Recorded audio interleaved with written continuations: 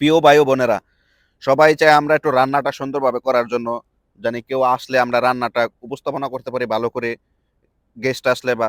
তো আপনারা এরকম সুন্দর মাংস তরকারির কালার কিভাবে করবেন এবং কি মাংস তরকারিটা এত সুন্দরভাবে পারফেক্টলি ভাবে কিভাবে রান্না করবেন, আজকের সম্পূর্ণ ভিডিওটা দেখবেন, তাহলে শিখতে পারবেন আপনিও। প্রথমে আমি মাংসগুলাকে ফ্রেশ পানি দিয়ে ধুয়ে পানিটা জড়াই নিছি। তো একদম মাংসটা মোটামুটি পানিটা একদম নাই। তো আমি এখন কি কি দিয়ে দিব?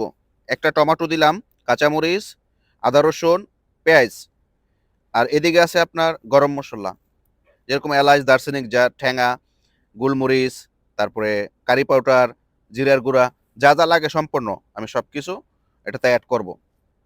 তো ভিডিও পুরাটা দেখবেন, ভিডিও পুরাটা দেখলে আপনিও এরকম সুন্দর কালারে, সুন্দর সুস্বাদু মাংস পাকাইতে পারবেন। তো প্রথমে আমি সব কিছু দিয়ে দিতেছি। মাংসটা যদি আপনি আগে একটু মাখায়া তারপরে চুলাতে বসান, তাহলে একদম পারফেক্ট আপনার মাংসর আনাচে কানাচে মশলা গিয়ে পুষাইব। তো তার জন্য সবাই সবসময় চেষ্টা করবেন মাংসগুলাকে আগে মাখায় রাখতে। 10, 15, 20 মিনিট যতটুকুই পারেন আপনার মাখায়া রাইখা দিবেন, যদি আপনার হাতে সময় থাকে। আর যদি সময় না থাকে, আপনার মাখায়া সাথে সাথে বসায় দিতে পারেন। তো আমি এখন মাংসটাকে সুন্দরভাবে হাতে মাখায় দিব, যেন মাংসর আনাচে কানাচে যাইয়া আপনার মশলাগুলা পুষায়। তো দেখেন বন্ধুরা, আমি এখন মাংসটা মাখাই দিব। আমি হাতটা ভালো করে ধুয়ে নিলাম। এখন মাংসটা মাখাইতেছি। দেখেন মাংসটা যখন হাতে মাখাইবেন আপনি, মাংসর আনাচে কানাচে সব জায়গাতেই যে কিন্তু আপনার মশলাটা যায় পুষাইব।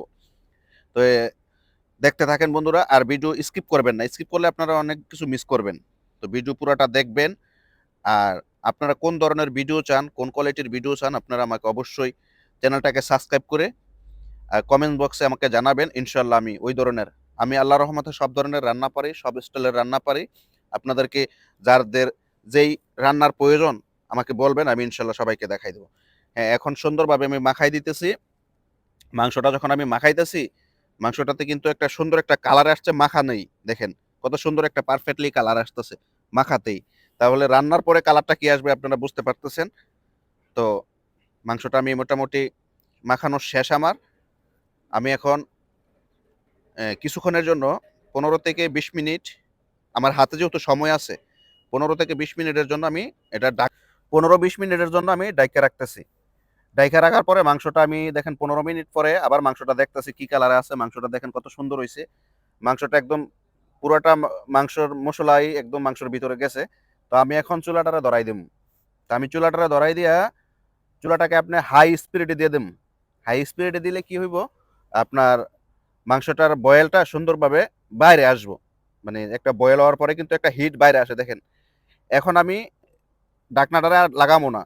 10 10 মিনিট বা 8 মিনিটের মতন ঢাকনাটা লাগামো না। যে মাংসর যে এক্সট্রা একটা গ্রান থাকে বা মশলার এক্সট্রা একটা গ্রান থাকে, এই গ্রানটা কিন্তু এখন ওই যে যে ধোঁয়া উঠতেছে না, ধোঁয়াটার সাথে চলে যাবো।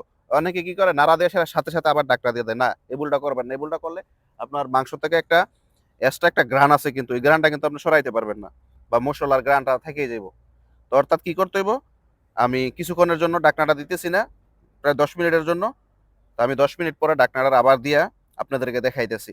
তো মাংসটা দেখেন মোটামুটি গ্রান কিন্তু আমার রান্নাঘর মোমো করতেছে। আমি এখন প্রায় 10 মিনিট হয়েছে আমি ঢাকনাটা লাগাই দিতেছি। এখন 10 মিনিট হয়েছে ঢাকনাটা লাগাই দিয়া দেখেন আমি সাথে আলু দেবো কিছু। আলু দিলে কি হয়, আমি নিজেও আলু পছন্দ করি, মানে মাংস তরকারির আলুটা আমি নিজেও পছন্দ করি। তো দেখেন এখন মাংসটার কত সুন্দর একটা কালার আসতেছে। তবে গ্রানে কিন্তু আমার কিচেন রুম মোমো করতেছে মাংস তরকারির গ্রানে। তো আমি যেভাবে রান্না করতেছি সেম এভাবে যদি রান্না করেন, আপনি দেখবেন মাংস তরকারির ঘ্রাণটাই আপনার মানে পুরো রুম বা কিচেন মোমো করবো গ্রানে। তো দেখেন মাংসটার কিন্তু মোটামুটি ভালো একটা কালার আসতে পড়তেছে। আর এখনো বেশিক্ষণ সময় হয় নাই, আমি বসাইছি যে। তো পুরো ভিডিওটা দেখেন আমি কিভাবে রান্না করি, কিভাবে কত সুন্দর একটা পারফেক্টলি কালার আসে মাংসটার। দেখেন একদম মানে আপনার অনুষ্ঠানে, আমাদের দেশে যে অনুষ্ঠানগুলোতে হয়, বাবুর্চিরা যে রান্না করে সেম ওই কালারটা কিন্তু আসছে, বা আমাদের মা চাচিরা যে রান্না করে ওই কালারটা কিন্তু অলরেডি আইসা পড়ছে। এখনো আমার আরো অনেক সময় আছে মাংসটার পিছনে সময় দেওয়ার। তো আপনি যতটুকু সময় দিতে পারবেন ততটুকুই কিন্তু ভালো হইব মাংসটা। আর আপনার যখন মাংসটা কষানোর পর্যায়ে চলে যাবে, তখন কিন্তু চুলাটাকে আপনি মিডিয়াম বা মিডিয়াম থেকে একটু কম করে দিবেন।